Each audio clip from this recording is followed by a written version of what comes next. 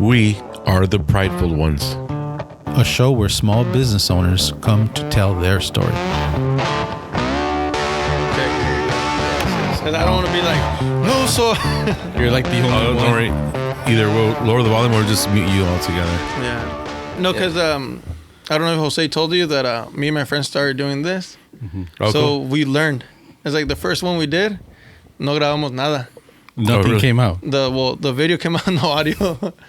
So we were like, crap, man. Yeah, that's a tough one. Yeah. See, like your voice sound good. I think the worst we got was like Alex is all like, bro, you gotta mute your phone. You gotta mute your phone. Yeah, because his phone started ringing. No, it was my watch. Oh, it was your It's watch? My watch. Okay. Like, beep, beep, beep, beep, beep, Yeah. beep. Yeah, he's like, your watch keeps going off. Oh, yeah. Because he was like up here. I don't know, was doing something over here and there's your beep, beep, Yeah. beep, beep. And the thing with these, you can hear everything. Yeah. Oh yeah. That's why, Everything. like, right now, he respiró and stuff. Like, I can hear it.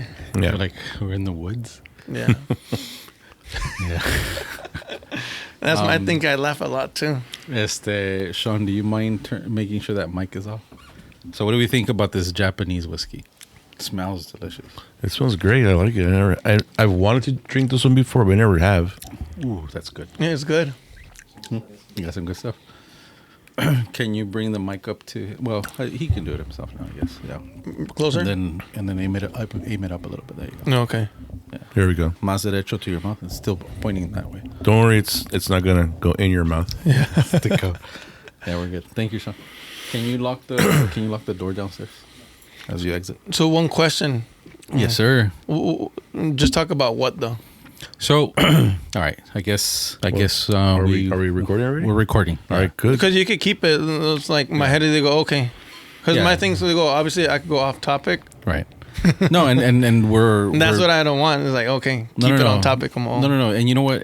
We when we talked about this project, we specifically decided that this should be organic. It should be natural. It should be just conversation. And if we go off topic, it's okay. We'll come back right to it. You know. Yeah, because I don't want to say something and it comes back like, oh, you just No. We complete random stories. Like, oh, yeah. Yeah. Sometimes random stories are good. Yeah. Yeah.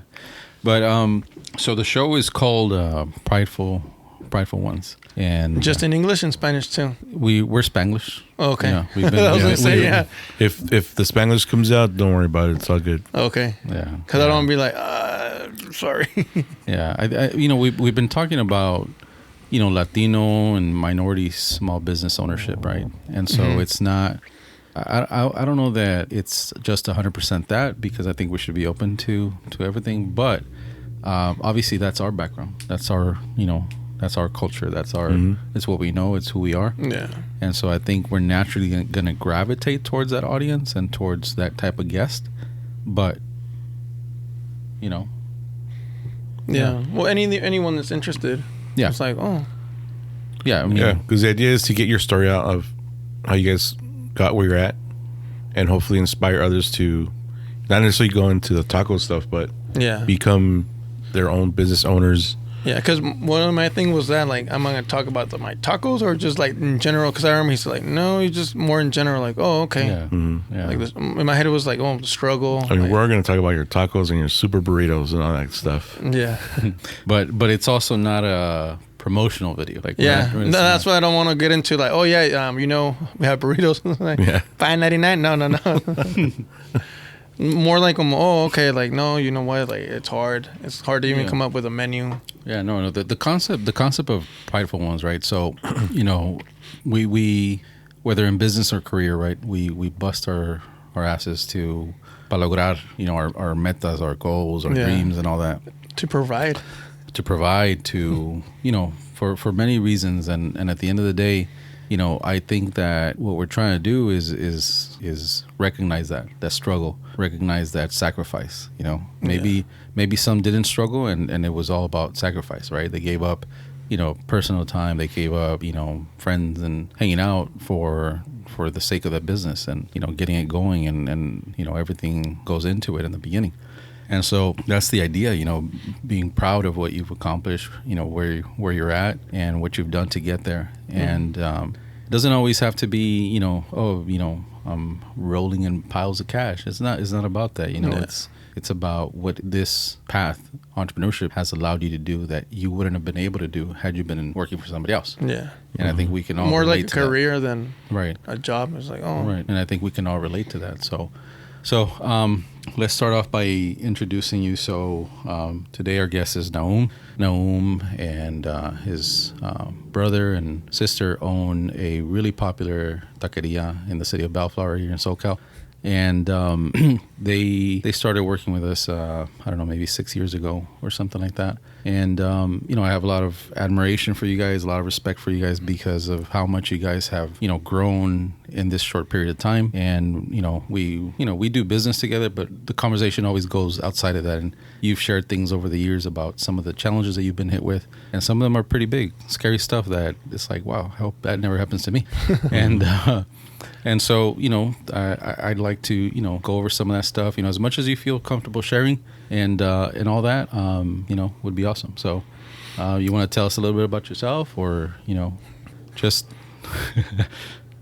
As you said, my name's Nahum. Family of five kids. So we had to work hard. Yeah. So I'm going to tell you how it started. It was never my dream. Right. I don't know if you guys knew, but no. My restaurant or any business, like, no. What did you see yourself doing? I wanted to work at the bank. Okay. Oh, really? You want to be a banker? Yeah, because Right. my friends were bankers. Okay. When I was 16. Mm-hmm. So my dad always had the idea that you have to do something that's gonna make money, and it's something that's gonna always keep on like happening. It's like, oh, you need something like a good job or a good career on something with you're gonna make money. My dad's always been about business. So he kind of pushed me into the food business, and that's where he opened his first restaurant, and it was Brian's Super Burgers in the city of Montebello. Named after your brother. Yeah. Okay. I was 16. Wow. Yeah, and little did I know, it's like it was gonna be my career. Yeah. But I didn't want it, honestly. Mm-hmm. I was still in high school. I was gonna be barely a senior. So in my head, I was like, no, I just want to go out, have fun, Right. party, play sports. That was my thing. It was never about the money, never about anything else. It's just like, oh, okay. You were a normal teenager. Yeah. You wanted the things that normal teenagers want. Yeah. The only thing was that once we opened it, I just realized that like there went all my free time. Yeah. And for me at that time, since I was I barely turned 17, so I was a senior. So in my head, it was like, oh, like I'm going out. That was for me. It's like, oh, I'm gonna go out to work, and I felt cool. I'm like, oh, I could do something after school, and that was just my escape. So the years passed and everything, and that's when I realized, like, man, I'm stuck. I'm stuck here. I kept going to college, and I kept on like working, but I'm like, oh, I still want to do something else. And my head was like, oh, I want to go to become a banker. I don't know why, and because of my friends. But my dream never came true. But my dad's dream came true of owning a restaurant and operating it. Mm-hmm. But you know, one thing that I've always, and this is part of the stuff that I admire about you guys, is that, and actually I've taken a page from your dad's playbook, right? And the way that I'm mentoring or grooming Sean, you know, my son, and his involvement in the business, in that. Your dad expected you to excel at school, you know, academically. He expected the best from you guys, and on top of that, he expected you guys to excel at the business. Yeah. You know, come in, kick ass, work those long hours, still go home, do the homework, get the you know, top grades, and that's something that you know, I think that it's tough to be in your shoes as the young adult that's being asked, you know, all this is being asked of you. But it's also, you know, it's a hard call for the parent too, to say, you know, I'm doing this for their own good, you know, because obviously to you probably, I'm assuming that in your eyes, your dad was too much. He was too strict. He was too demanding. I know my son thinks my expectations are too high, you know, at times, and he feels like I'm too demanding and all that. But, you know, I think that the fact that he's stuck to his guns, just like I'm trying to stick to my guns, is because we want a better future for you guys. We want you guys to, you know, I always say, you know, do better than we did, right? Yeah. We tell our kids, you know, make sure that you end up doing better than mom and dad. And so whatever that means, career, education, business, you know, just, you know, supéranos, you know? Yeah. And as a parent, like, ¿qué más quisiéramos? Like, that's what we want, right? Yeah. And I think your dad did a really good job at that, you know? Yeah. No, he did. He did, right? Yeah. No, he pushed us. Yeah. Not me, and like only me, my sister, and even my little brother. Like, come on, like you guys have to keep on going. Yeah. Back then, obviously I was little. I didn't know anything, no experience at the restaurant. So you get involved. It's like you start cooking, like prepping, cashiering, taking orders from people. That's a big thing. Right. People don't see it. And it's like, no, it's a big thing. It's like when you're 15, 16, you're not used to nobody bossing you around like a random stranger. But then the restaurant comes, it's like, oh, wait a minute. Like, hey, go clean my table. Yeah. And they get mad at you and you're like, huh? Like, why are you getting mad at me? Yeah. Even if you didn't have the fault. But then little by little, you start learning more stuff as everything goes, and you start learning. It's like, oh, okay. And then you start learning how to become a boss, like bossing people around on the right way. Not like I'm just gonna like, hey, do this. Leading more than bossing. Yeah, leading. But then it's kind of like, oh, then other stuff starts coming in. Then you need to learn how to count money. Yeah. You need to learn how to like, hey, finances. It's like, oh, okay. You expect, I don't know, just when we went, when I was in it, it was more like, I don't know, like, oh, it's good money. I still remember like, let's say $500. For me, it was like, damn, that's good. And in reality, it's like, no, it's not. Because sales need to go high or higher. And then that's little by little, it's kind of like, oh, you start growing and start developing like a business mentality. And you start getting experience, and it's kind of like, oh, okay. One thing I still remember is, I still hate to this day. It's the responsibility. Yeah. It's you think it's something small. It's like, no, you handle so many things at the same time. Because I still remember like, oh, like the meat order. Like I still remember a college professor used to say like, you wear that hat. It's like, okay, hold on. Hey, I want this, and that. Okay. And then you know what? You go back to your cashier hat. You need a now cashier. But then later on something happens. It's like, hey, my food's not good or anything. It's like, oh, I'm the manager now. Customer service. Yeah. And you turn into a little manager for a little bit. Yeah. And then guess what? Your employee gets mad. It's like, oh, back to being the boss. It's like, oh, what happened? Yeah. Or like, hey, you know what? I need to take a break. Okay, oh, I need to cook now. And that's how you start learning little by little everything. But it's all at once. Yeah. It's like boom, boom, boom. Next thing you know, it's like, oh, what do I do now? Well, I think that's kind of universal in small business, right? Like we wear many hats, you know, and I've always been a big believer in learning how to do every aspect of the business you run yourself, hands-on, as to the best of your ability before you pass it on to somebody else, right? And I think that's what helped you guys. That's why here you are. If you don't mind me asking, how old are you now? 32. 32. So at 32, you've had a successful business at this point, and that's a really young age to have reached that, you know. And I think it all goes back to, again, that discipline from Pops, you know. Side note, I want to just share something goofy this morning that happened this morning. This morning, I was kind of like in my head, like prepping for today's show, right? And I'm like running through some things that I wanted to discuss, you know, with Nahum, bring up, and I don't know why I was like, Nahum, what's his last name? And we've been working together I know your last name. I eventually remembered it. Yeah. I was like, what's his last name? And I'm like going crazy trying to remember your last name.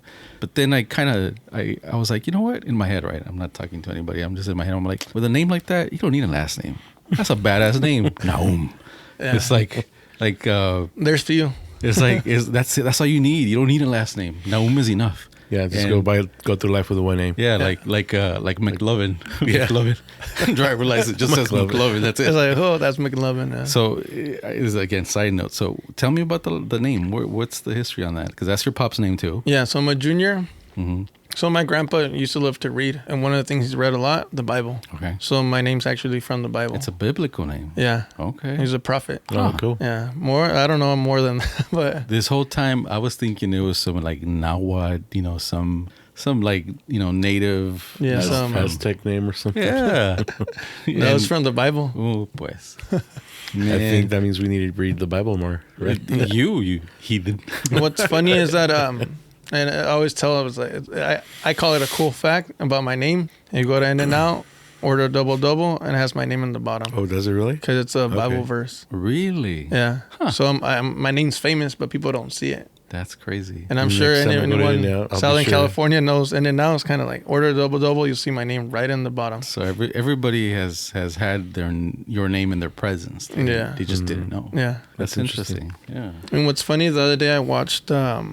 it's the guy that made the movie Get Out. Oh, the space one. Yeah, you're talking about the director and the writer director. Yeah, I forgot. Keenan Peele or one of those two guys. Yeah. So the movie starts off with my name in the verse. What? Oh, does it really? How did I miss that? I just saw it and I'm like, whoa, I didn't know that. Was it hard growing up with that name?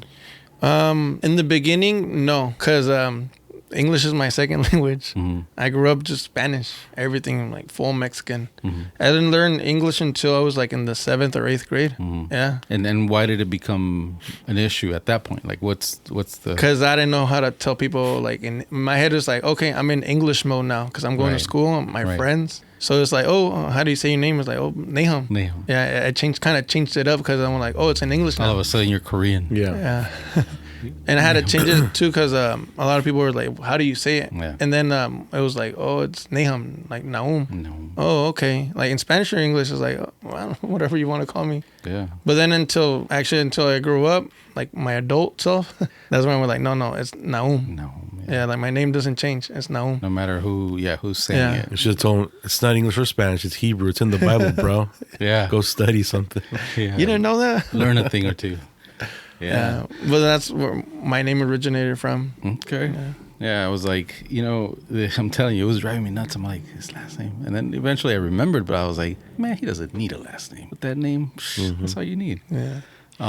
So at this point, how long have you guys had the taqueria, the one in Bellflower? So next year, one more year, we're gonna go to 10 years already. Wow. Yeah, crazy. Yeah, time flies. So how did you guys transition from the burgers to the tacos? Was that your dad's, and then you and your brothers decided to go to the taco thing, or no? So what happened was that we were at a point where we're just kind of like fed up and tired. So we started a burger spot in 2007. So that's when, boom, the recession hit. We didn't know how to run a business, so we were still learning. And it was 7 years into the business. Oh, no, 6 years. No, 7 years, yeah.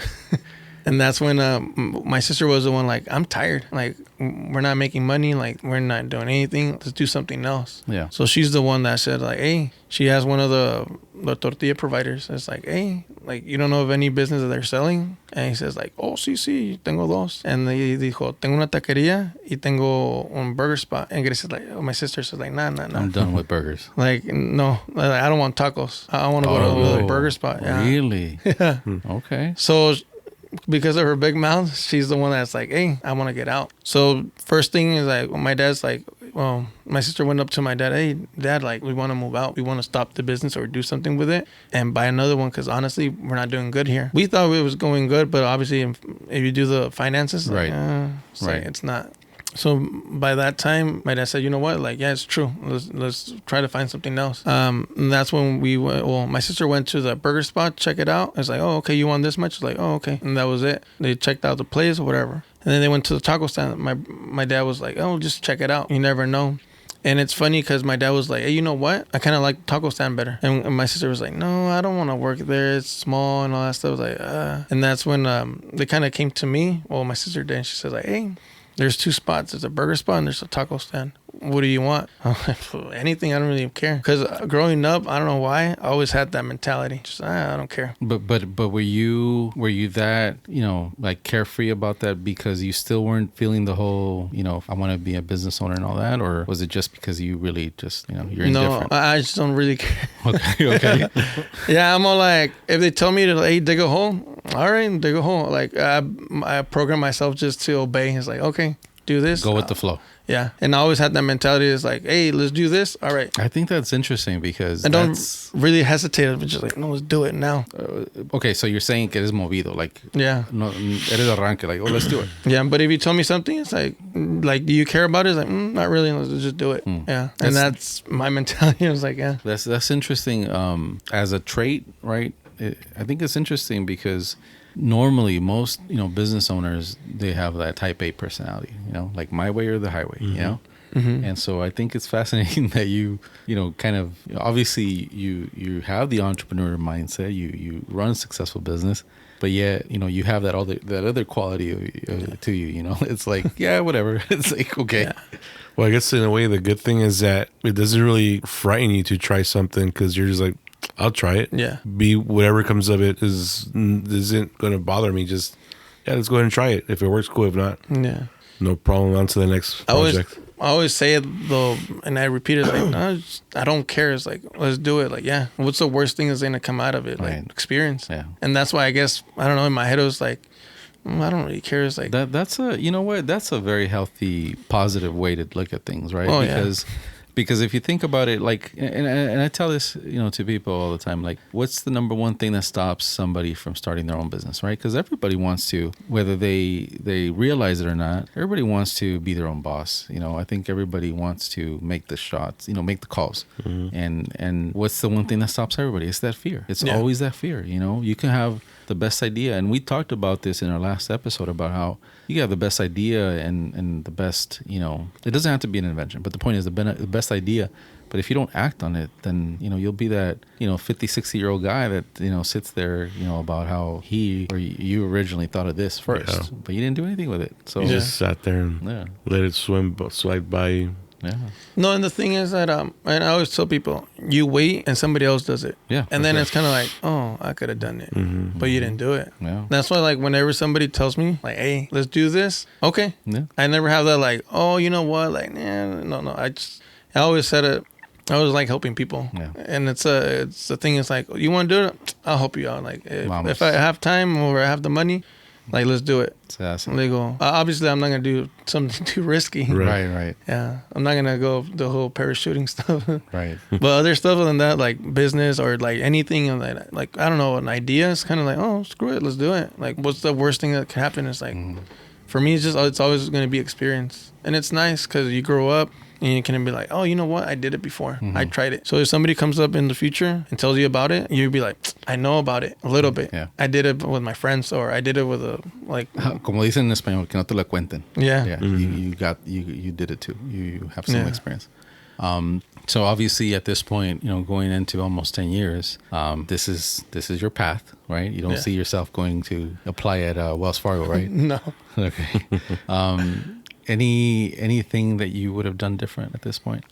Like if today you can talk to you 10 years ago? No.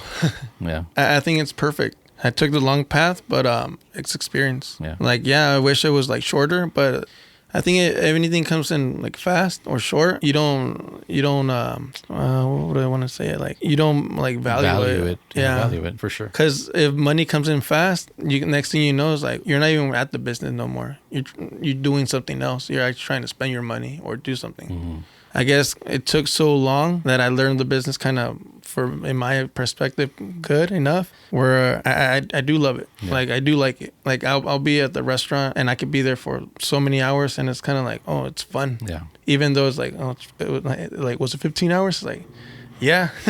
I always tell people too, I love what we do. Yeah. I really genuinely love what we do. And so I think that when you manage to create that kind of situation for yourself through entrepreneurship, it's almost like you don't even work. Like, you're not working. No. You get up every day and you do that one thing you love, and you bring in some revenue. Like, ¿qué más quieres? And sorry to interrupt you, but it's what did it say that when you do something that you love, it's not working anymore. It's your hobby.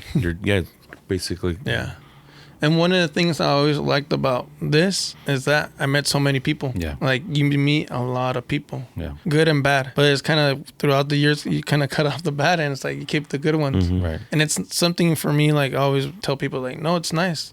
Like, I have a graphic designer. He's my friend too. Yeah. Like, I have I could say my brother's my business partner, but he's my brother, but he's my friend too. Yeah. Because if he would have chosen another career and I would have chosen another career, we wouldn't have been like so close. Yeah. Yeah. No, totally. And that's what I like about it. I want, like, this brought us so close. Yeah. Like, we have problems, we solve them out, and we're like, hey, you know what? You want to do something fun? Let's go hang out. Yeah. And that's all I always said. Like, no, it's fun. Like, I always said, like, do it. What would you say?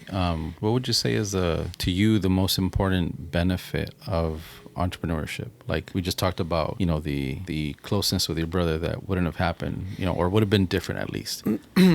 The best thing about it, honestly, it is the money. But you get the whole financial freedom. But at the same time, you know how much money you want to get because it's the work that you put in. So what I mean is, like, you're not going to, let's say, go bankrupt. Because if you keep on working, you're actually making money all the time. Yeah, it's going to take a lot of time of your life or whatever it is. But you won't go broke. So in other words, there's a direct correlation between the amount of effort you put in and the amount of money you take home. Yeah, because my mentality was always like, if I work 15 hours, like, I'm doing good. If I work 20 hours, which I did, real good. Yeah, doing really good. Yeah, but in my head, and it's true. The more hours you put into work, the more you know that you're going to be successful. And at the same time, it's like, okay, I don't have to worry about money no more. Because as long as I keep on working, I'm doing good. I'm going to play devil's advocate, right? Like somebody that is not self-employed, they're listening to this, they're thinking, well, if I work overtime, I can do the same thing, right?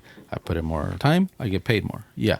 But I think here we're talking about on a different level. Yeah. It's on a different level. And the guy or girl that does put in the extra time and does take home that extra money for that week, it still has a limit. It has a cap, right? Like no matter what, it's capped at whatever it is, right? Even businesses too. Well, but because there's so much you can only do in a certain amount of hours. But yes and no. Okay, I kind of disagree with you because yes, but that's only if all your energy is in one business, right? Oh yeah. Yeah, every business it has a certain limitation, right? It's scalable to a certain point, and then that's it. You're never going to get more out of that.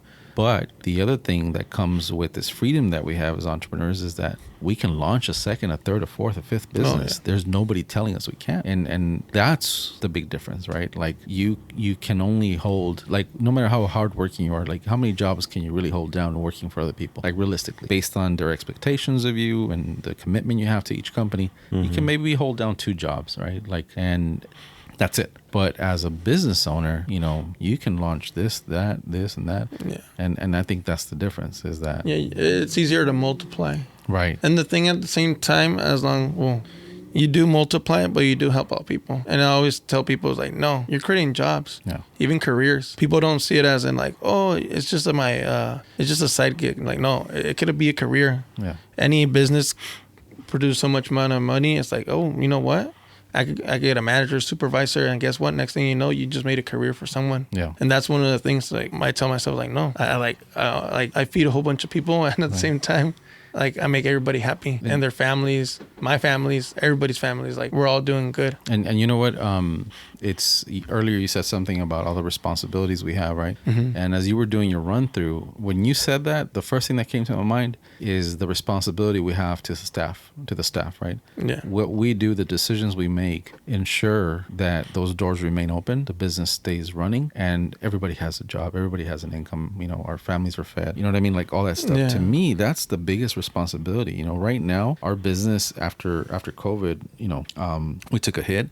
And so we don't have the help like we used to, where we had somebody here full time, somebody here part time that could help us run the business and grow. Everything was growing, right? And I felt when we had that additional staff on board, I felt like a lot of pride in that because I was like, I felt good about helping, And I know that, not everybody's going to see it that way. It's like, it's just a job, right? But at the end of the day, what we're doing, our projects are helping to, support another family. And that's something to be proud of. Yeah. And I think that's the great responsibility. When I think of the responsibilities that we have, I think that's one of the greatest ones is that, there's a saying, and I'm probably going to misquote it, but I know that there's a saying about, I don't know what the figures are these days, but I know that there's always been said that small businesses are the backbone of America, right? Like we've heard that, I think. Yeah. I don't know if it's like an old geezer thing for my generation, but it's... How old are you again?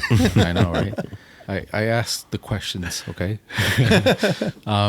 And I forget the figures, like I said, or what they are now, but it's actually pretty significant, the amount of people that work for small businesses versus big, conglomerates and big corporate, entities. And so that's something to be proud of, that together all these small business owners, we keep the wheels turning in this economy, Yeah. And if you ask, 10 friends and family, where they work, I'm sure that most of them are working for small businesses. And in small business, I know that, when we think of small business, I think, what is it, like 100 employees and below or 500 and below? I don't know. So a lot of businesses qualify for small business. I think it's 100 and below. Yeah, something like that, right? And so that's where almost everybody works. And that's even though, we might not have 100 employees, but, in the future, if you continue to expand, I know you've shared with me some of your, your goals in expanding and acquiring other businesses and getting into other things.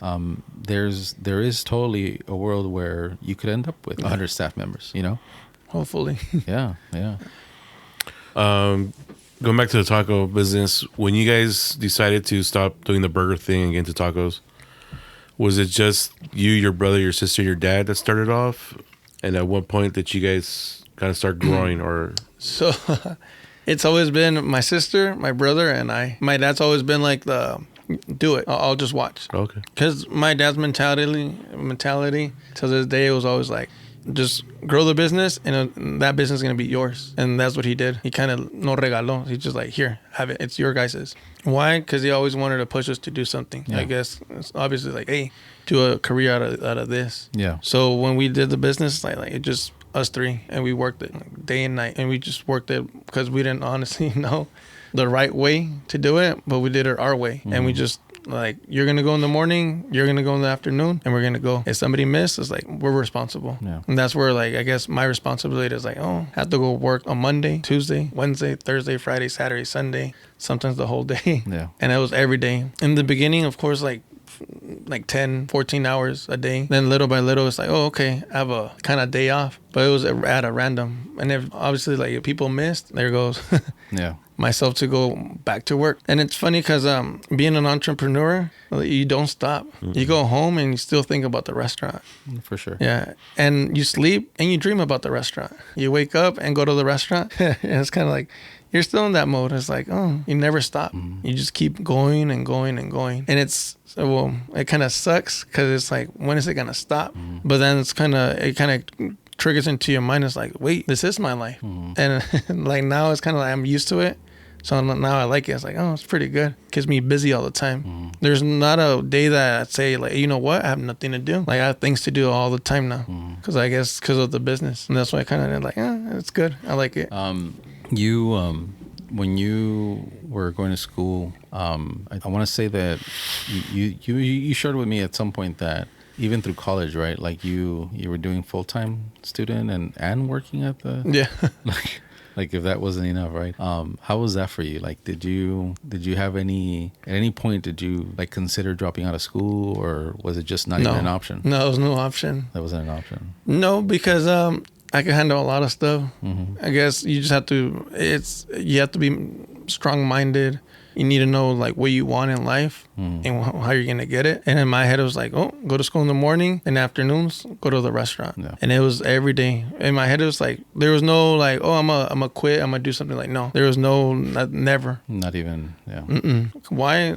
I guess my dad pushed that into me. Like, hey, you need to do this, you need to do that. Yeah. And for me, I guess I wouldn't say I was smart, but I just went like, no, I'm going to go to school, do my things there. Once I'm out of school, I'm just in work mode. Yeah. And after work, it's kind of like finish off whatever I have to do and go to sleep. Because the next day, you know what? You have to go at it again. And that was every day. And for me, I guess it was just like something regular now. Yeah. At that time. You guys, as a family, you guys launched another business some years back, an ice cream shop, right? The Paleteria. Yeah. And that's done really well too, right? That's also been a success. Well, honestly, I'm not into it, but I'm pretty sure it is. Yeah. My dad's always like there too. He's running his own business, but most of it is like I'm sure is doing good. How did that get, I guess, identified as the next thing for Pops? Well, my dad's always been about business. Yeah. So my dad's from Michoacan, and the popular ice cream over there is La Michoacana. Yeah. So my dad's idea was like, you know what? I want to open one. Yeah. And my dad's always had that mentality. You know what? I'm gonna find someone that knows how to do this. Yeah. And do that, and I'm gonna look for everybody. Yeah. Like I'm gonna do it. And yeah, it took him like maybe a year to find the people to build the team. And then later on, next year, boom, he had it. Wow. Yeah. And it's been how many years now? For that one, it's been since COVID started. Okay. Yeah. Right when COVID started, that's when my dad opened. It was a year before because he started planning it out. But yeah, so it's been 3 years? Yeah. Yeah. Wow. And it's completely different type of business. I mean, it's still food industry, but at the end of the day, ice cream has nothing to do with tacos, and tacos have nothing to do with ice cream. So I go back to how much I admire your family, like your pops. Like it's like another hit. Like okay, now ice cream. What's next? Yeah. It's an entrepreneur mind. Right. You just have to keep on going. You can't stop. Yeah. My thing is like right now is somebody tells me like, hey, you wouldn't want to buy another food item, maybe not desserts or tacos, maybe like Chinese food, or like screw it, let's do it. I'll try to find the people that know how to do it. Like go into it, like learn how to do it, learn the recipes, learn how to like treat people. Because one thing with being an entrepreneur, you do start learning a lot about culture, and you learn that like, I don't know, maybe it's like a little side story, but growing up, I thought I was like, oh, when you get out of high school, everything's just English, and it's not. Business done in a lot of languages. Yeah, for sure. And one of the things that always helped me out, since Spanish was my first language, I learned how to like talk to people in Spanish. I know like how to treat them, how to talk to them, how to make them feel like, hey, you know what, I'm here for you. Yeah. And at the same time, in English, it's like, oh, okay, I'm doing business. Yeah. And always tell people like, no, like you need to learn both, or learn how to like treat other cultures too, because at the same time, you need to know how they are. It's like, oh, okay. Like, I don't know, like gestures and stuff, handshakes. Like, oh, okay. They do this. Like, oh, okay. Or they act this way. It's like, oh, okay. Because you don't want to offend people, but Right. you need to learn like, oh, okay. That's why I always said, like, I always stick to my Mexican people. Why? Because I already kind of know them. I'm a Mexican too, so I'm like, oh, yeah. I want to touch on something that you shared with me some time back, and obviously share as much details you're comfortable with. But I want to bring up a couple of the lawsuits that you've been hit with, because I think that as business owners, we all run that risk, right? I've been threatened, a couple of times. I don't know how it's been for you. A few times. Yeah. And but you actually saw actual court, like you ended up in court, or your attorneys or whatever. But the point is, That was me.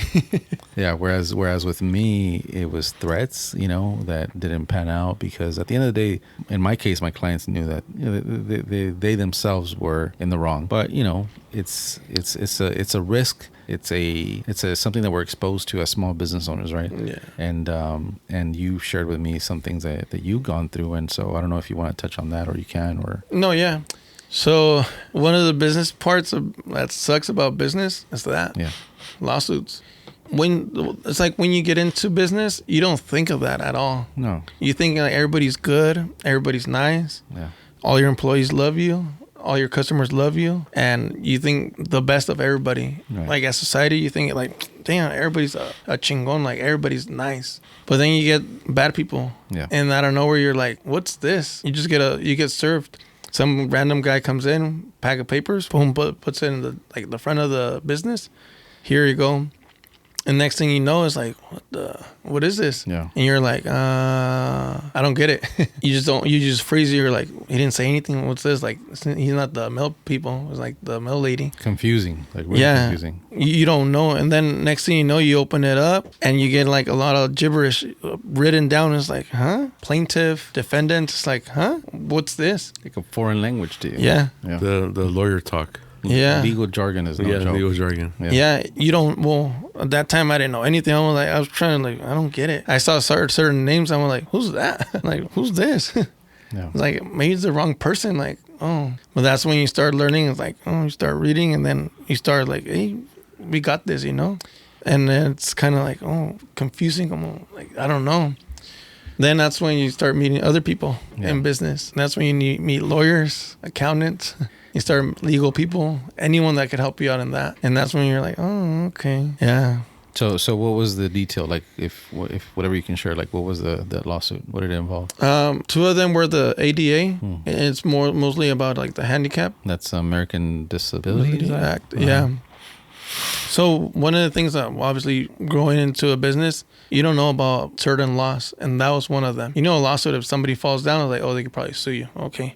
But that one, like, I'm not even the owner of the building. Right, you're leasing the space, right? So you're not the developer. You're not. Yeah. You didn't build it out. So we lease the buildings that we're in, that we operate our businesses out of, in good faith that everything is how it should be. Because why wouldn't it be, right? And then this happens to you. Yeah. So you think like you go in thinking everything's good. Yeah. And obviously to the naked eye, you're like, oh, it looks good. Yeah. But then I guess there's people that know their laws. Yeah. And they know how to get to you. So next thing you know, you find yourself in a lawsuit. And that lawsuit is kind of like, oh. And you're like, oh, dang. Like, they're right. And like, we're kind of wrong. Yeah. So the thing is that they sue the owners of the property and they sue the business. Wow. Because you're part of it. And you're like, oh. Then that's when you literally have to go get a lawyer, pay a lot of money, Yeah. could get legal help, and hopefully some positive comes out of it.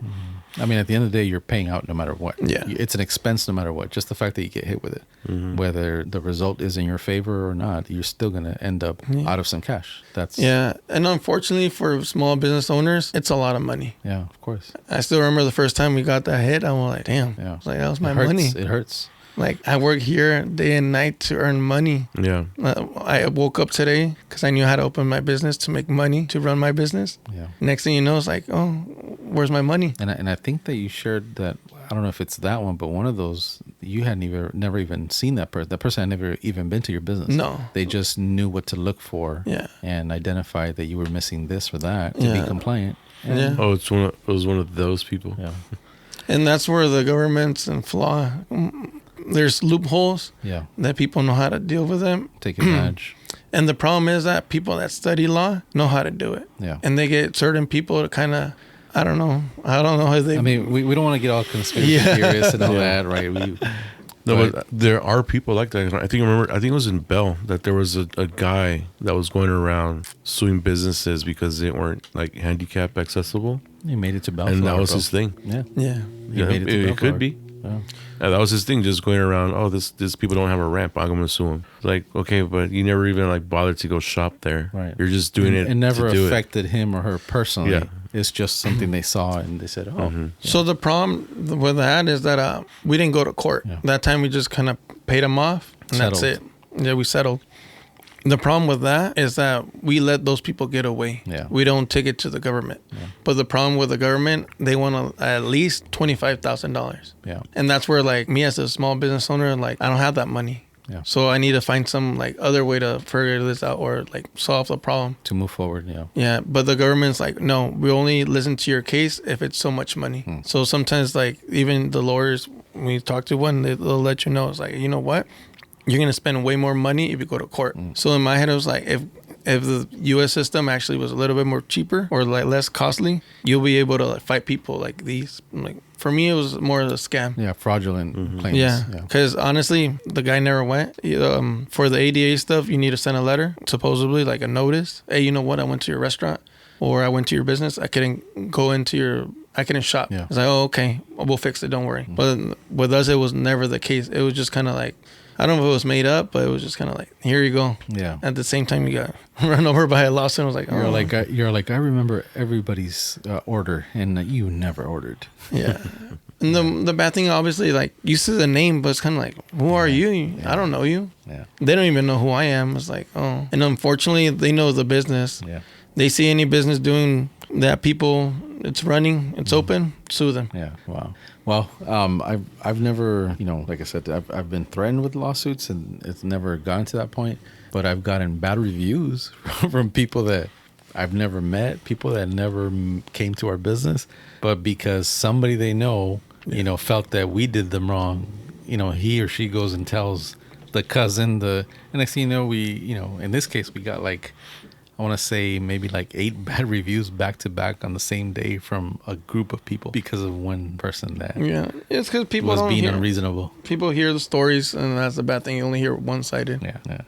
But that's that's some of the stuff that we're exposed to, right? It's the lawsuits, it's the bad reviews, it's the all that kind of stuff, and it comes with the territory. So I think that for anybody that's planning on starting a business or just recently started a business, that they be prepared for that. It's not the end of the world. I recently had one of our clients come in for an appointment. We had an appointment already pre-scheduled, and that night before or that morning, early that morning, she woke up to a really nasty post from somebody that was just criticizing her business. Not even a customer, like somebody that walked by her business and decided to take it upon herself to film her storefront and poke fun of this, poke fun of that. These windows are ugly. Yeah, like stuff like that, right? And it really got to our client. Like it got to her, she was like really emotional about it. She was, and I told her, like, you can't, there's always going to be people that are going to have something to say, right? There's always going to be those that critique that.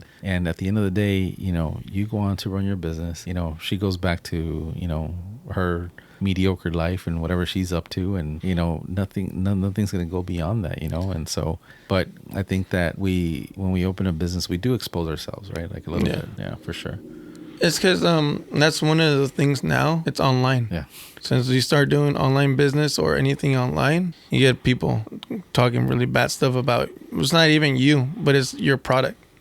But the problem is that our product that we do, it's like, hey, that's my baby. Yeah. It hurts. Mm-hmm. It's like, wait, you're bashing something that I did Yeah. that's wrong? And they just rant online, boom. Yeah. And there's no, it's not even verified. It's not like, oh, you know what, this happened. Right. And sometimes you can't even fight back. What are you No, going you to tell can't. a person? Then at that time, it's like, oh, you're just arguing. Yeah. Yeah. It's like, oh, I'm not arguing. I'm letting you know Yeah. what happened, what we could do about it, and how we could solve it. Right. But the problem is that, oh, I don't care. Yeah, you don't win. As the business, you'll never win. I think it's just in your best interest to just take the high road, have a professional response, and leave it at that.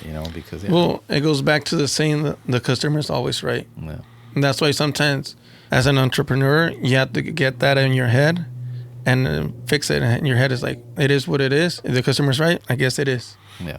Yeah, in the end, I guess with my business, I've just learned to just ignore it and let it go, because the validation, as far as my business goes, are the people that come in, the customers that are repeat customers and come back because we treat them right and they like how we service them, and they spread that word around. So for me, it doesn't matter what the internet says. It's the repeat business that we get that validates that we're doing something right. And I'm sure it's the same with you. Yeah. You get all these people that come back like, damn, these super burritos are like fantastic. Let me have another one. So, yeah. We all treat it different, but Yeah. No, but it's the exposure we're getting now. We get a lot of hate online. Yeah. And it sucks because you just said it. You don't know where it's coming from. Yeah. It's like, I don't even know this person. Yeah. I wish, like, hey, I could talk to you. It's like, hey, you want to come down? Like, let's have lunch. Or let's talk it out. What happened? Yeah. And if it's something that you could fix, it's like, oh, you should have told me. But that's the thing, though. That I think that's where the problem lies, is that because it's so easy to sit behind a desk, behind closed doors, and type away a nice nasty message without having to tell the business owner, hey, you know what, your burrito sucked today. Yeah. Your food was cold or whatever, right?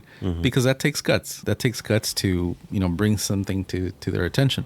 And nobody wants to do that, right? They want to rather sneak and quietly. yeah, like, oh man, you know what I mean? And so I think that it's the medium that makes it easy for people to talk mess where they normally wouldn't have. And so, but yeah, I think that it comes with the territory, and Yeah. obviously it's just one of those things that we have to accept that, but at the flip side of that, because of the businesses, we also make awesome, friendships, relationships that, we connect with people that are like-minded, so it's not all bad. I don't want. There's always more positive than negative. 100%. Yeah, 100%. If not, we wouldn't be still here. Right. Yeah. Yeah. And that's what I always tell my brother, and we always talk. We always say, like, that's what's good about it. Like, Yeah. we know we're doing good because people do love us. Yeah. People come back. We see them all the time. You have it's a loyalty or a friendship, whatever it is.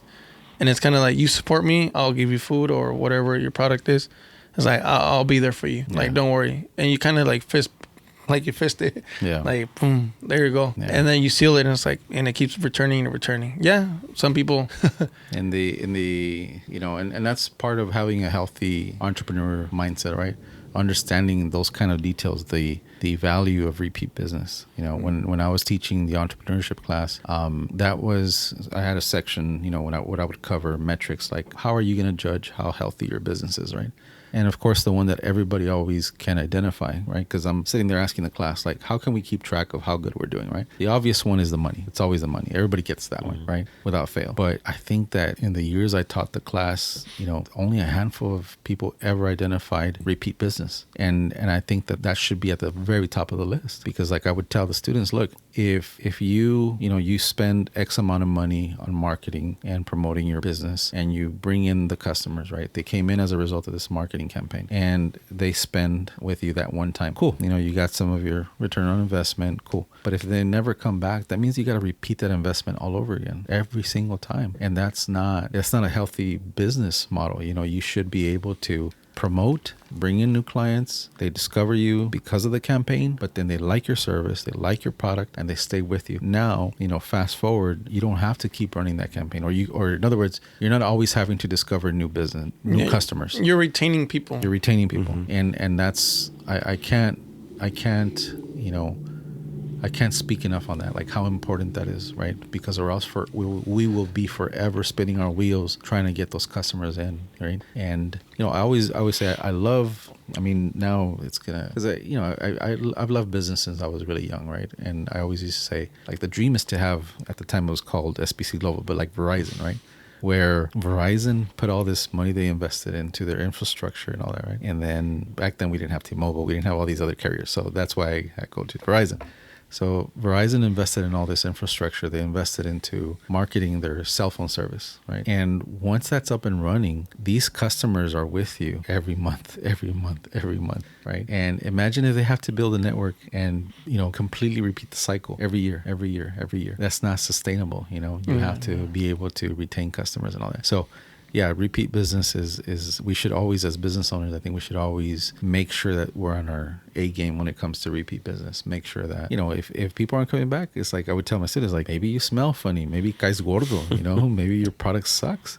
Yeah. And it should be a big red flag that goes off in your head and you're like, what's wrong here? And that's one thing I like about feedback. Yeah. It's like people like tell me the truth. Yeah. Just don't bash me online or say mean stuff about my employees too. It's kind of like constructive criticism. Yeah, it's kind of like, let me know. Like, come to me like, hey, you know what? This happened last time. Like, okay, you know what? Thank you. Because you know what? Like, the fries were cold. Oh, we'll work on that. Hey, you know what? This happened. Oh, let me know. But I always tell people like, come in a good way. Yeah. Because people was like, oh, they think since they bought something from you, they own you. They own you, yeah. And it sucks because you're sitting there as an entrepreneur. It's like, I'm here, like, I'm a person, like, I could help you out. I know, like, I get your frustration. I'm sorry, but how can I help you, like, fix it? Make it better, yeah. Yeah. And people sometimes don't want to fix it and they just leave. And you're like, oh, that's not business. It's like, oh, you're not letting me work with you. Because at the same time, I always tell people, it's a relationship. Yeah. I have customers that have been going for more than 8-9 years. And and I like it. I see them. I see their kids. Yeah. And it's kind of like, damn, it's been that long. It's like, yeah. I seen kids growing up. I remember crazy. like 14, 15-year-olds like, hey, what's up? Next thing you know, it's like, hey, what's up? Oh, shit. It's like, wow, where did the years go by? And it's one thing I do get, and I like it from being the entrepreneur, the whole gratification. You feel that, damn, I'm doing something right. And I don't see it, but they'll let me know. It's like, man, everybody knows about you. It's like, they do? I was like, who? Everybody, all my friends. And it's like, oh, my family members, like anyone that goes. I remember, you want to tell your story about the Paramount High School teacher? Yeah. So, I mean, it's his shop is like a known thing in the area, right? Like, would you say it's like gyms from Bell? Kind of like that. It has that kind of vibe. Where it's just like a staple of the community. I think for sure it's become that, right? Like, maybe it wasn't when he first took over, but it's definitely become that. And we've run into teachers there. We've run into people from the district, and everybody's like, oh yeah, you come here too? Oh yeah, no, we've been coming here for years. And everybody is like very like, yeah, of course. Like, who doesn't know about this little spot, And so it has that community kind of vibe. Yeah, for sure. Yeah. And it's nice because it's kind of like, I'll see it if I'm working there. I'll turn around and I see people talking. I know they're like, my head is like, they don't know each other, or in my head.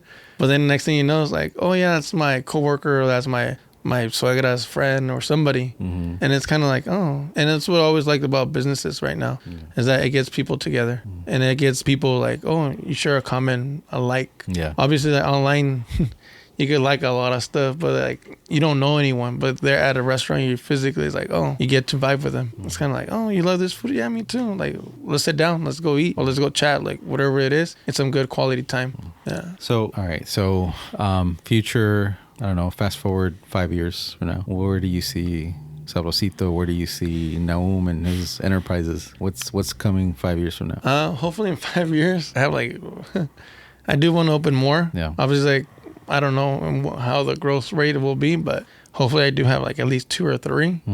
Because I do want to expand, obviously, like everybody else, but I don't want to go crazy. Yeah. If I ever do, it'll be because I opened 20 restaurants and that was in the span of 5 years. But I think it's too much. I think with at least 2 or 3 will be fine. And I see myself helping and running the restaurants. Yeah.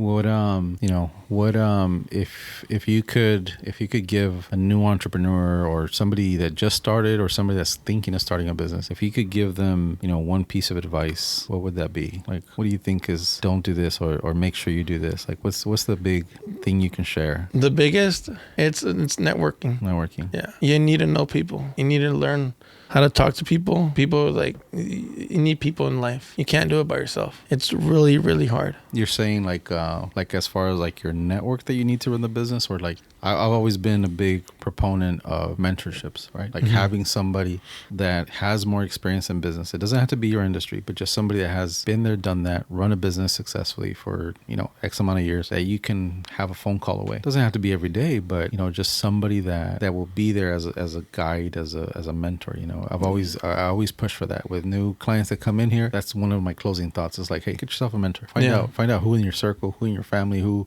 the neighbor, like whatever, who can you use as a resource, because that's ultimately what a mentor is. It's a resource. Is that kind of, have you had that?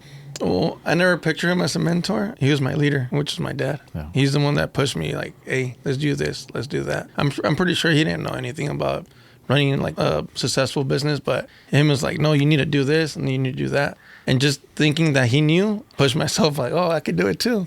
And there you go. Like, I was running by myself. Next thing you know, I stumbled. I kept on getting up because he used to tell me like, hey, chingale. And it's like, what? It's like, yeah, like keep on going, como chingale, like más rápido, como like, oh, all right. So you just keep on going and going and going. And I haven't stopped.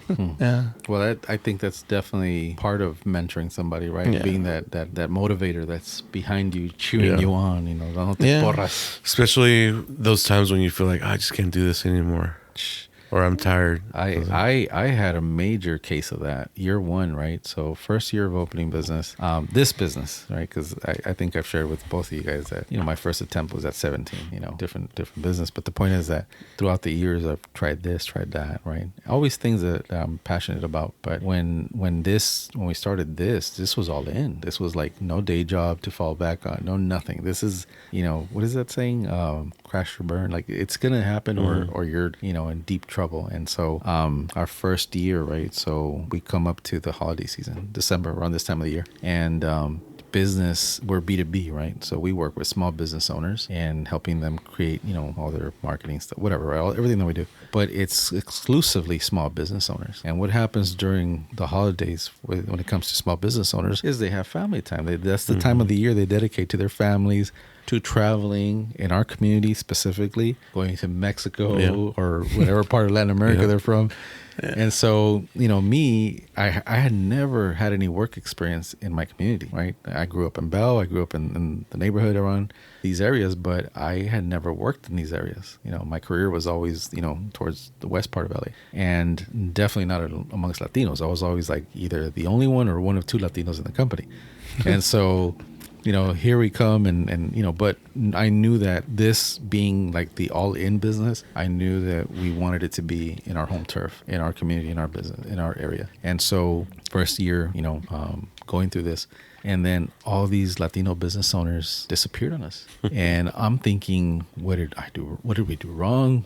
What's happening? Where is everybody? No phones are not ringing. Nobody's stopping by. Like it's just dead. And I kid you not, this is like second week of December, and that's like when it gets really bad, right? December starts slowing down, but second week of December, oh man, ghost town, right? And I go to bed one night thinking, what did I do? I put my family at risk. I have my kids, and what did I do? And all throughout my career, I've had mentors. I've been very fortunate that I've had mentors. And different, two gentlemen that really were the ones that, besides my pops, because like you, my pops and my mom have always been very supportive, extremely supportive, and so but that only takes you so far, because I can't go, pops, what do you do in this case? I can't go, mom, what do you know what I mean? At least for me, that wasn't the case, and so. This holiday season comes, everybody disappears, and I'm in panic mode. And I go to bed one night thinking I made a mistake. I need to figure out my next move, because clearly this was a mistake. And almost like if he heard me out in Illinois, where he was at, he owned businesses in Florida and Illinois, and again, we didn't check in with each other every day. This was like a mentorship where it was check in with each other, a handful of times a year. How are your projects going? How are your projects going? What have you considered this? Have you considered that? Right. So like that kind of relationship, but one that I really valued. He calls me up the next day in the morning, like out of the blue. I didn't call for him. I didn't, it's almost like, I don't know. It just intuition on his part. Intuition, or call it what you want. Intervention. I don't know, but he heard you praying at night. I swear, I'm like, okay, so we get on the phone, and of course I start just spilling the beans, spilling with my guts, like, oh, this and that, and blah blah blah. And he's listening to me, patiently. He's just hearing me out. And as soon as I'm done, he's like, I hear you, right? I hear you. But here's the deal. He says, how many years of your life did you dedicate to the last company you helped start, for others? I was like, almost 10 years. He says, well, then you owe it to yourself and to your family to give your business, your dreams, at least half of that time. He says, if in that time, so 5 years, you still haven't been able to create something, that you and your family can be proud of, then we'll talk, But until then, I don't want to hear it. You get back in there and you push through this. And what do we say? Ponte las pilas. Ponte las pilas, but it was more than that, because what he made me realize was that it's gonna be a roller coaster ride, right? Mm-hmm. Like no matter what, I think all of us, I don't know, food, I've never, obviously never been in the food business, but I'm assuming you guys have a high season, low season, and all that. It's always good. Yeah. He looks at me with that. Yeah. Every high I think low, people got to eat, right? Yeah. No. That's one of the reasons why my dad always said, like, food business, people have to eat. People have to eat. Energy, people need energy all the time. Mm-hmm. That's one of the things, like gas and all that stuff, like electricity. You need it. Like, there's no way going bad on it. And there's certain stuff that's like, no, you just keep on going. It's like, and that's where a lot of people is like, oh, you know what? People always need a graphic designer nowadays with Instagram, Facebook, and how many more other like online everything. It's like, you need it. Yeah, yes and no, because you know what? What I've come to realize is that one of the things that people cut out first, and it's actually it should be the last thing on your list, really, of things to cut back on. When sales are down, people tend to, at least in this community, they tend to cut out marketing expenses and everything that's connected to that. That's that's what we do. So it shouldn't be, but that's naturally what people end up doing. Yeah. And so for us, we don't have the luxury of saying, well, everybody needs to. No, not for us. But that's why right now we're in the whole generation that we're going to change that. Now that's marketing is going to be a big value. Because why? Because more younger people are starting businesses and everything's online now. If you don't have no exposure online, you're nothing. You're dead in the water. Speaking of online, I have your IG up here on the screen. Yeah. I want to talk about these numbers because I want to say that maybe a year ago you were at maybe a fifth of this. Am I right? No, I was like, let's see, 30. Like a tenth of this? Like, no, not even like 10%. Yeah. Well, the point is that you've grown, ridiculous amounts in the last, 12 months. And, I've been seeing the stuff you're posting. I see a lot of video. I see a lot of like behind the scenes stuff, right? Mm-hmm. Yeah. Am I crazy, or is that like your recipe now? You found something, right? Like you're... Yeah. It's networking, getting to know the right person, and that person helps you out. Yeah. I'm not just talking about like him. Like, I met you. Mm-hmm. Like, you helped me out big time. You made my restaurant like different, make it more hip, or that's what I call it. Mm-hmm. More like, oh, it's a cool place. Yeah. Because nowadays, a lot of people, when they go out, they want to see a fancy restaurant, but at a low, cheap price. Mm-hmm. Something that they could afford. And that's what I created with the help of you. Yeah. You helped me out. It's kind of like, oh, you created an image for me. Yeah. Next thing you know, people are like, hey, you know what? It's not that trashy. Yeah. Yeah. People see me as a good person. It's like, oh, look at like nice restaurant. Look at their logos. Look at their menus. The presentation, everything is kind of like, oh, look at their shirts. I want to get one. Yeah. Let me buy one. That just helps out a lot. And now with that, with this now, like it just launched me into like the whole, let's say, LA area, and maybe I don't even know, maybe it's gone further. Yeah, but I think that I agree with you 100%, right? So the having the right people help you with the right things, right? The right areas. And, And I actually had I had a boss at the first company that I worked at, right? The owner, really sharp business guy, really sharp business guy, from Texas. He bought the company that I was with. He bought them out, and so he came in with this new energy, younger guy. Like, just the company I was at was like 100 and plus years old, so it's a long history there. But he came in to kind of like, bring it to the new age. And man, he told me that one day. He said, "Look, one day you're gonna own your own business." I wasn't the GM. I was like the director of production and like director of a couple of different departments. But the point is that, I had been growing in the company even before he came, and so he's like, one day you're gonna own your own business. And what's a key takeaway, he says, should be that always surround yourself by people that are smarter than you at the things they do. Right? That's the key to being a good leader, right? A good business owner is to not always try to be the big dog, that you're the top dog at everything, right? Because then you're the limiter. The business can only go as far as you personally can take it. And I think this is a perfect example of that. I mean, you and I had conversations years past about, you're trying to grow your social media presence, and you had some growth, but nothing like this. Yeah. So whoever you're connected with on this, you guys have just completely hit it out of the park.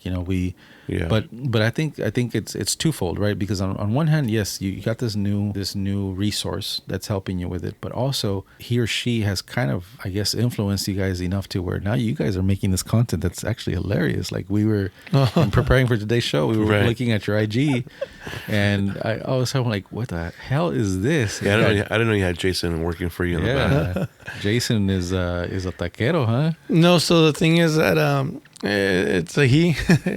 The guy, like, is good.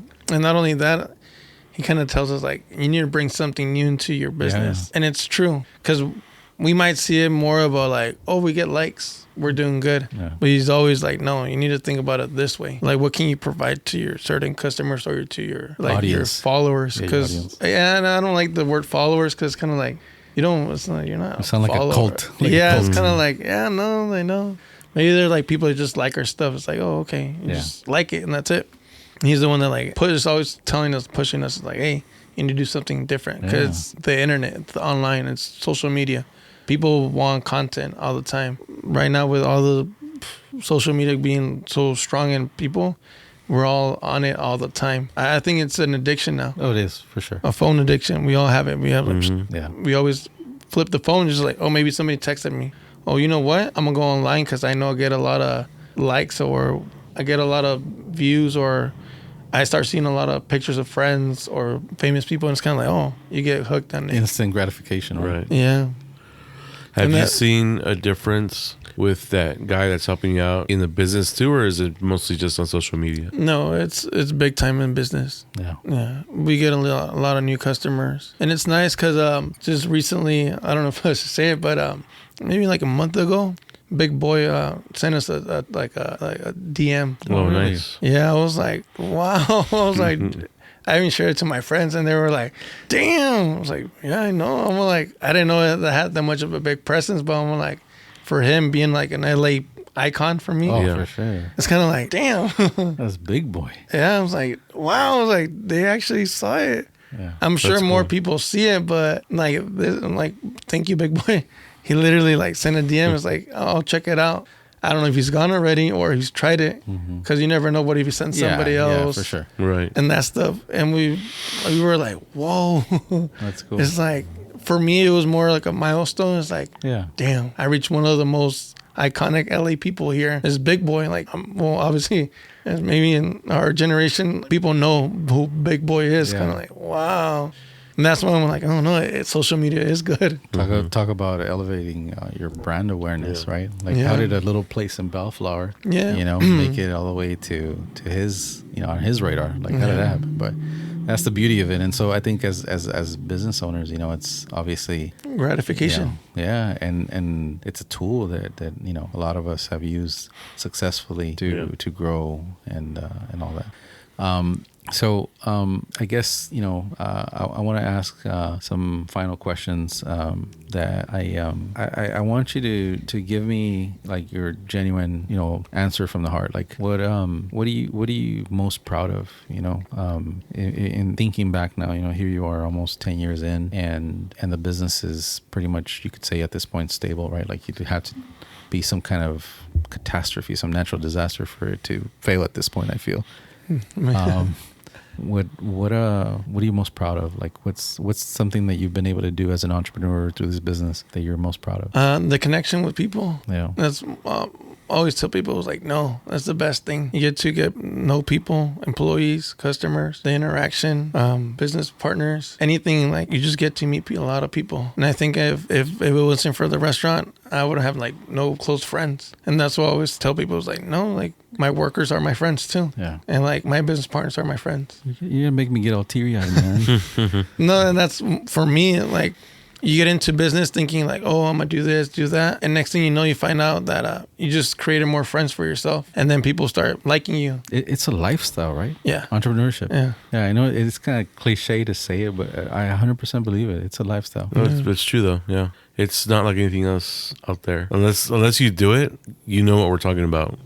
People that work the 9 to 5 probably don't understand what we're about, but if you're in it and you do it, yeah, it's definitely a lifestyle. Yeah.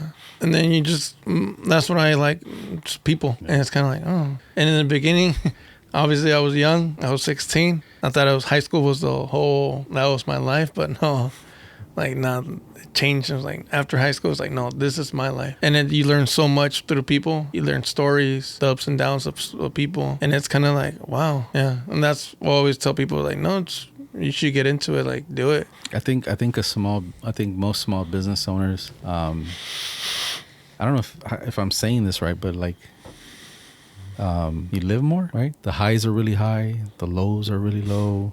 Like, yeah, I could attest to that. Yeah, I agree with you on that one. You know what I mean? Yeah. Like it's you lived enough for two people, kind of. That's what I'm trying to say. You take advantage of your life. Yeah. Because there's people, I don't want to say people is like in general, but people don't do anything productive in their life. And it's kind of like, as a business owner, you get to do that and max it out all the time. If you use your business for good, right? Yeah. Yeah, because, as you're saying that, it's like, I want to say that being a small business owner, I'm not saying that I'm going to leave an impact like, some big, I don't know, iconic person, right? No, nothing like that. But I'm saying, I think that even if it's a fraction more, like I think I've touched more lives, I've impacted more people than if I would have just been another employee, right? And we talked about this in our last show about how, if you don't find entrepreneurship, whether it's through your pops pushing you, like it happened with you, or whether it's because it's the thing you dreamed about since you were 16, like it was in my case, or Alex says that, they stumbled into business. It fell on my lap. Fell in his lap. The point is that now that we're in it, right, however we came to it, now that we're in it, we've all done things that have impacted other people in a positive way, right? You have your staff members who we've had conversations about this. I know you pay them well. You respect them and their work to the point that you pay them a salary that they probably wouldn't have gotten somewhere else, right, doing the same kind of work. And I think that, we each have something where we've touched other people's lives. Even if it's, like I said, we're not Mother Teresa. I'm not saying that we're like, santos. But I think that we've had a bigger footprint in this life, and we will have one by the time it's all said and done, than had we just been another cog in the wheel, the 9 to 5, living your bubble, and that's it. Yeah. At least for those of us that do good with it, we have that opportunity to do more, right? In my case, it's been teaching, right? It's been teaching. It's been helping new business owners, guiding them through the process of starting a business and creating it, and taking not just an order for a product they came to ask for, but taking that extra time to make sure that the right decision is being made, the right thing is being invested in, the right, you know what I mean? Yeah. I don't have to do that, but I do it because I genuinely care about people succeeding, and I want to see them. It's for many reasons, but the point is that I think we each do a little good, as small business owners. So, yeah. I want to thank you for coming today. I know you're a busy man. Yeah. I was excited when you said yes, that you would do the show. for many reasons. And, of course, the fact that, like I said, I genuinely mean that I admire you guys, everything you guys have done. And I'm sure this is just the beginning. Your pops did a really good job in, laying down the foundation for who you guys are as adults. And I just, I hope that I'm doing, half of that with my kids, because if I do, then if I am doing half of it, then I know they'll be, successful. You guys have been in the future, So thank you again. No, thank you for having me. Yeah. Yeah. You want to go ahead and let everybody know like what your Instagram or website is so they can follow you and find out where your place is at? Yeah, it's promoting. Sure. It's Taqueria El Sabrosito. We're in Bellflower, and we're open for anyone that wants to come in. 7 days a week. 7 days a week. We open from 9 to 10. You can find us on pretty much all the platforms. social media platforms except Twitter right now. Mm-hmm. But Instagram, Facebook, TikTok, maybe not Pinterest. What's the number one? What's the number one dish? Tacos. Tacos. Yeah. Tacos. Everybody loves close tacos. At 10, so I know. I might head over there before I head home. And I haven't eaten get today, some. so Let's go. yeah, I'm down. Yeah, we close. Yeah, and if you guys want to call, if you guys are old fashioned, you can call in the Take order. phone orders. Yeah, Phone orders, Uber Eats. Uber Eats, Postmates, Grubhub. You can even DM him, he says. Yeah. Oh, yeah. Cool. Yeah. Extra hours if you want, just call me up. Yeah. No, yeah, but I was really happy. I was really excited when you said yes to the show because all those reasons, and I think that you guys are really sharp, dude. It's I don't know. You say you're 31? 32. 32. All this accomplished already at 32. And there's more to it that I don't want to bring up because it's a little bit too personal. It doesn't seem like it here, but he's very private, right? And I respect that. I've always known that about him. He's very private. But in conversation, because we do have that friendship, he shared some of the things that he's accomplished, that are very personal.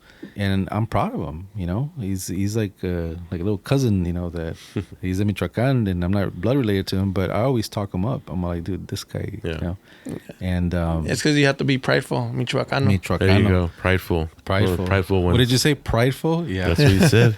Yeah, that is what this show is all about, Yeah, and you just show it like nada más 100% Michoacano, and like you have to show it like you have to be always the whole George Lopez chingon. It's like no, you have to.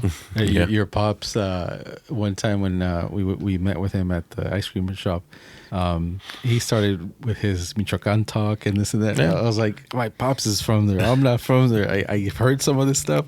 But thank you because you just reminded me of my pops. But he's Michoacano. And that's what I always tell people. Through. It's like maybe it's a Michoacano thing. It's just like if you're from Michoacan, it's that pride. It's like you have to do good in life. It's like you can't let nothing like nobody like put you down. It's like no, I'm gonna do it. My dad's a very, very proud man too. Yeah. I see it. Yeah, I believe it. I think not just Michoacano, but I guess just being Mexican in general, because my dad's the same way, and he's from Guanajuato, where the Momias are from, but we're neighbors. It's the same, yeah.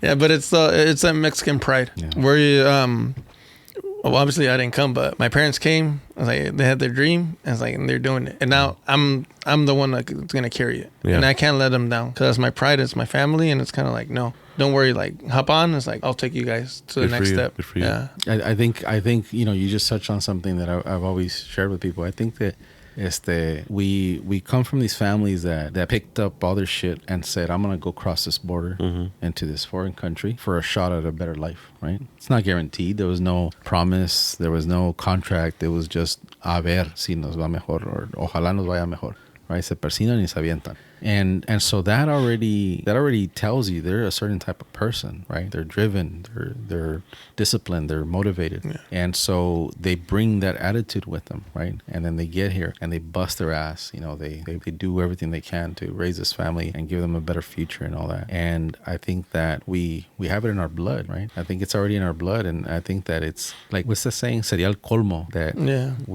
our parents came this far and then we do jack shit. Yeah. Like eso sería el colmo. Like, damn, we did all this Like in my case, and I don't know if I'm oversharing, but my mom crossed pregnant with me. Like I was manufactured in Mexico. Made in Mexico. I was made in Mexico, but my parents, my grandma, it's a completely side story, but my grandma tells my parents something like this, right? This is how I know the story. She said, hey, it would be better for you guys to go, have this child in the U.S. My grandma had, lived back and forth between the U.S. and Mexico. And she basically sponsored them and said, I'm going to make this happen for you guys if you're willing to. My dad and my mom, of course, said, yeah, of course. And so they went through a lot. They went through a lot to come to this country. And I think that we owe it to them. We owe it to, to everybody that came before them that it took to get us to this point, to have this opportunity. We owe it to all of that to do better, to be the best version of ourselves that we can. Not to get all emotional and all that, but I believe that I've always felt that way. No, I share the same thoughts.